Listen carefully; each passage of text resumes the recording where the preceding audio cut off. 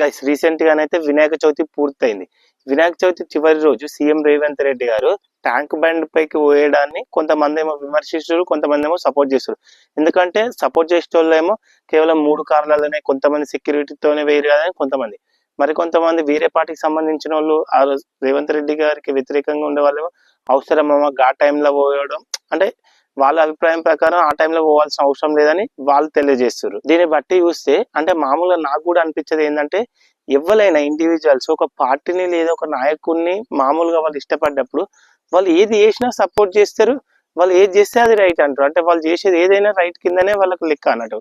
అంటే నేను మామూలుగా చెప్పేది ఏంటంటే, ఏ పార్టీని మనం ఇష్టపడ్డా, ఏ వ్యక్తిని ఇష్టపడ్డా వాళ్ళ డెసిషన్ ఆ సిచ్యువేషన్ ని బట్టి మాత్రమే సపోర్ట్ చేయాలి. గుడ్డిగా వాళ్ళు ఏది చేస్తే అది సపోర్ట్ చేయాల్సిన అవసరం లేదు. అయితే మనం ఎప్పుడైనా కూడా వాళ్ళు తీసుకున్న డెసిషన్, ఏ సిచ్యువేషన్ లో డెసిషన్ తీసుకుంటారు అంటే ఆ థింగ్ ను అంటే ఆ విషయాన్ని బట్టి మాత్రమే వాళ్ళకి సపోర్ట్ చేస్తుడా లేదా అని ఆలోచించుకోవాలి. కానీ గుడ్డిగా వాళ్ళు ఏది చేసినా కూడా సపోర్ట్ చేయాల్సిన అవసరం లేదు.